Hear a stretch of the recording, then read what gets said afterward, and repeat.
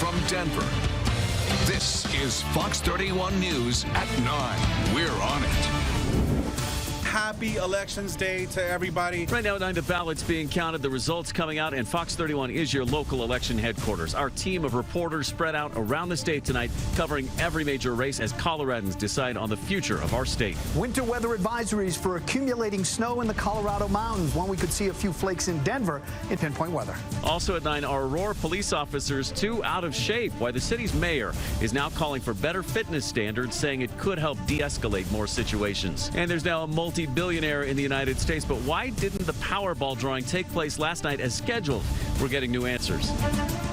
As you might imagine, we have a whole lot to get to tonight, and we start right now with our eyes on the election as the results are coming in even as we speak, and we're already calling some of the major races. It's already been a busy night. Governor Jared Polis projected to win a second term in Colorado, beating out Heidi Ganahl, as you see here. Now, the Senate race also been called. Senator Michael Bennet winning another term as well, a key for Democrats who are trying to stay in control of the chamber. And Colorado's newest congressional district still too close to call as Yadira Caraveo holds a very slight lead over Barb Kirkmeyer at this moment. Our political analyst talking it all right now, taking it all in, pouring through that voter data, and we're going to get some answers from them just a minute from now. But first, let's head out to Fox 31's Shaw Turner, who is with the governor's campaign as they celebrate a big victory tonight. Shaw. Yeah, a very big and a very happy crowd here tonight at the Art Hotel. The governor saying in his first acceptance speech, remember back in 2018, that not every Coloradoan should not just be surviving, but should be thriving. And that is what he aims to do in the next 4 years. As he said, he has needed 2 terms to really address the problems that did not start yesterday and didn't even start 4 years ago. This is what he said just moments ago here at the Art Hotel. I'd like to thank my opponents, Heidi Ganahl, Daniel Neuschwanger, all of the candidates who fought races and brought forward their ideas. Now we must all come together to move Colorado forward. I'm so deeply honored that the people of Colorado have chosen to share in my belief that Colorado's best days are still ahead. Colorado's best days still ahead, as he also says that, it was important to create the largest property tax cut in the history of the state in 2023. Colorado does have the 48th lowest number as far as property taxes go in the nation. They're going to build on that, 2-year property tax reduction, tax breaks for those over 65, preschool and kindergarten for all, addressing as far as environmental issues, how to deal with soil problems, new technology for farmers. He's also said that you can't drill your way to cleaner air and you can't store your way to a solution for the water problem. The governor has a lot on his desk, and he says, again, he will need that extra 4 years to do it. Now, he has been criticized, especially by his opponent, Heidi Ganahl, for having a problem like fentanyl. We're dealing with the crime issues right now. The governor saying his answer to the crime tsunami comment from his opponent is that his boat can weather that storm. He just needs 4 more years to do it. Senator Bennet, by the way, just received a call from President Biden congratulating the Democratic ticket here in Colorado. Very interesting, considering that in Colorado, President Biden does have a lower approval rating of beneath 50% here. So we'll continue to update you on what's happening here at the Art Hotel. Shaw Turner reporting live, Fox 31. All right, Shaw, thank you. If there is a surprise tonight, it is this: the race for Congress on the western slope, where an upset could, we emphasize could, be brewing. Republican Lauren Boebert facing off against challenger Adam Frisch. As you can see there, with actually now about 71% of the vote in, it is a tight one, about 9,000 votes separating them right here. Boebert, of course, getting a lot of national attention on the national stage as well. Yeah, Fox 31's Nicole Fierro with her campaign tonight as they watch these results come in. And Nicole, you're just telling us the spokesperson just addressed the campaign. What are they saying right now? Yeah, absolutely. Despite those numbers, you've seen just how close it is. We are hearing from the spokesperson here who is very calm. It's confidence here. They called this a victory party when the invitations went out well before today. They are still maintaining that. Another representative here supporting Lauren Boebert just came on the mic as well, saying that they still expect this red wave. They're stressing Mesa County that the results aren't processed there yet, and that is going to be huge. In fact, the spokesperson said, we're waiting for the day of results. They expect them to be great, and then we will hear from Lauren Boebert. We saw her earlier.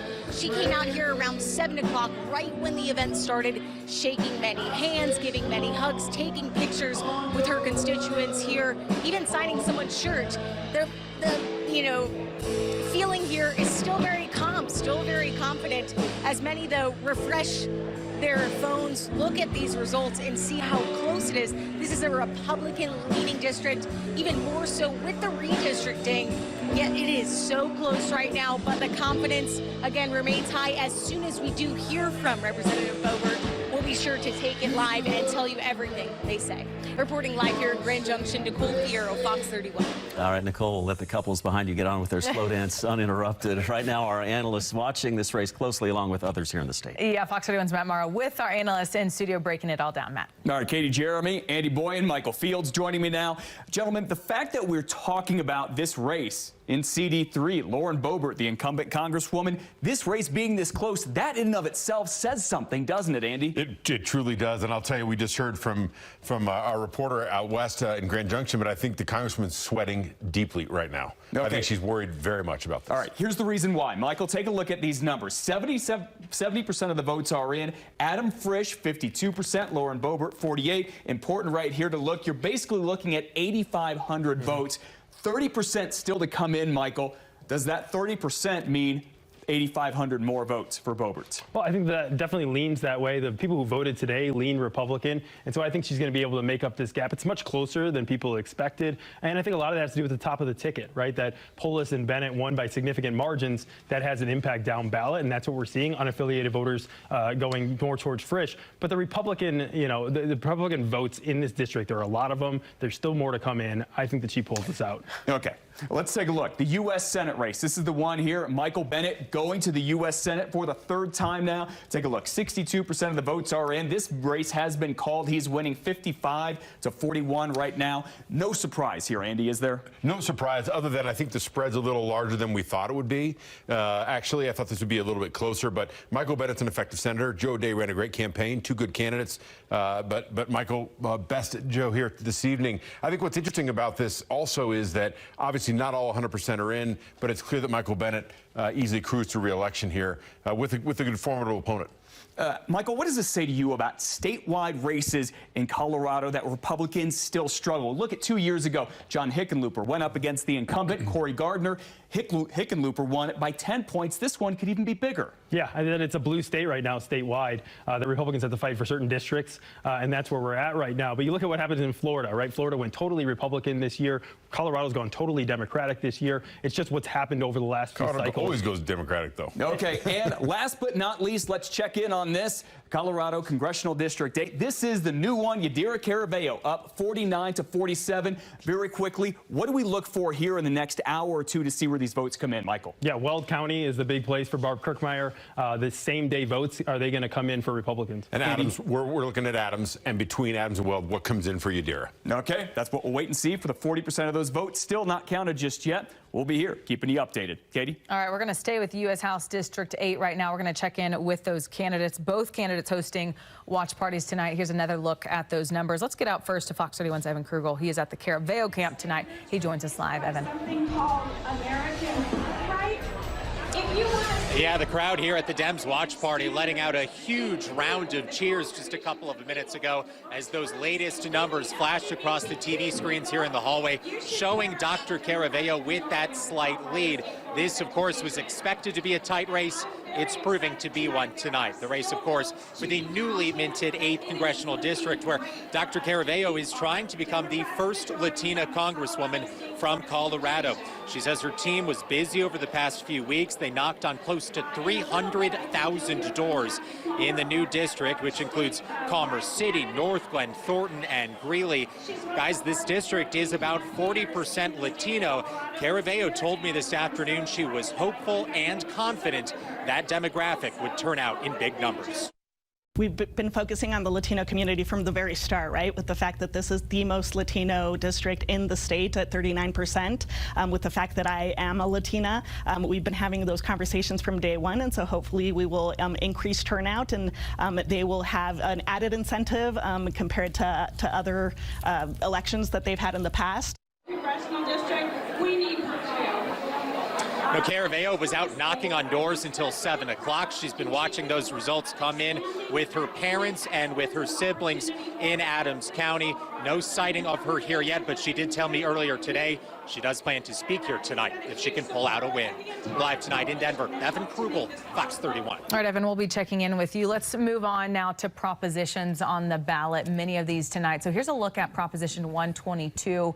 This is a push to decriminalize magic mushrooms in the state. It looks like 53% of voters say yes. And several votes regarding alcohol on the ballot tonight. As you may know, this is Prop 124. It would allow businesses to hold multiple retail liquor license. Apparently, just let them expand the number of stores they can have here in Colorado. And you can see the number there on your screen with 63% of the vote in.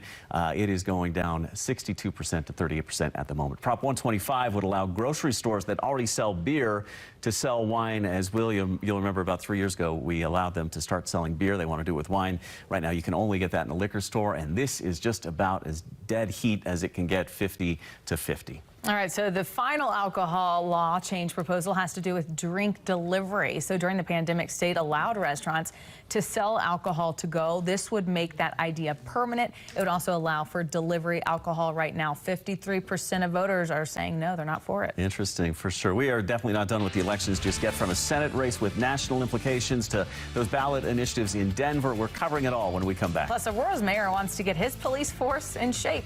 Why he's calling for new fitness standards coming up. And I'm meteorologist Dave Frazier. That is a red flag warning for high fire danger on Wednesday. No outside burning, and its main reason, the wind's going to be whipping up. And when the wind whips up, there's a storm on the way. Snow back in pinpoint weather. Right, we are your local election headquarters. Let's take another look at some of the major races here in Colorado. Here's the current result for the Secretary of State race between Jena Griswold and Pam Anderson. Jena Griswold, the incumbent there. She's taken on a national profile, really talking about how sacrosanct Colorado's voting process is. And in fact, we've just learned Pam Anderson has conceded defeat in this race. Jena Griswold will win. Let's move on to the Colorado Attorney General's race. Phil Weiser in the lead with 55% of the vote. He's a big name here in Colorado, very popular. He is a big-time supporter of abortion rights in our state. Well, here in Denver, voters not just voting for candidates, but a wide range of ballot issues tonight. Yeah, that includes everything from recycling to sidewalk repairs. Fox 31's Alex Rose following everything in the Mile High City closely. He joins us from here in the Mile High City at the live desk. Alex? Yeah, I got to tell you, Jeremy, we just got the latest batch of results within the past 30 minutes. Denver voters very decisive on the issues so far tonight, but there's one local measure that remains pretty close. So let's go through the list. Ordinance 305 would have tax landlords to create a program for free legal representation for Denverites facing evictions. But that looks like so far, based on the results we have, it's likely to fail tonight with 60% of people voting no in Denver. Denverites are also all in on recycling and composting. Ordinance 306 would require apartments, condos, and more to provide those options. A whopping 2 out of 3 voters so far giving that the thumbs up.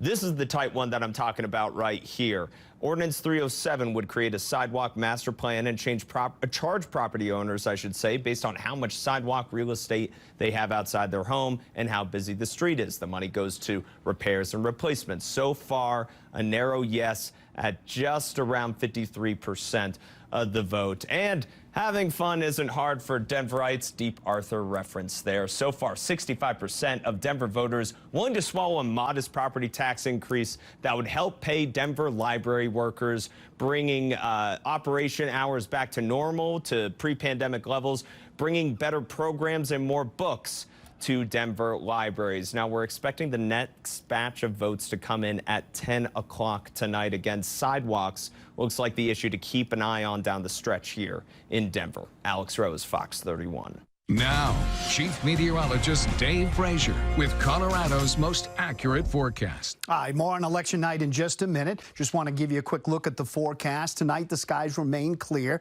We're in for another sunny, warm day here before we change to a cooler pattern. Backus and Schenker Skycam Network, we're sitting at 53, so still mild. Our average high at this time of the year is only in the upper 50s, and here we are at 917 in the 50s. South wind is backed off down to 6 miles per hour, and humidity is low. So you can see 40s, 50s, 50s from Denver to the south, the cooler 40s to the north, and the chilly 30s showing up in the Colorado mountains. As far as what we have for wind, the wind was blowing out on the eastern plains. It's retreated a little to the far eastern border, but let's take a look at winds for tomorrow. Up and out of the south, this is 7 o'clock in the morning, and then watch the yellow and the orange. From Lyman to the eastern plains, 30, 35 miles per hour. I think Denver feels winds in the metro area, maybe up to 15 to 20. Northern Front Range, not as much until late in the day, and that southwesterly wind is what has triggered the speeds, a red flag warning for high fire danger. However, by 6 o'clock, the wind speeds are coming down, and that kind of concern will be over with. Now, we do have an approaching storm. For the rest of tonight, clear skies. You're waking up with sunshine on Wednesday.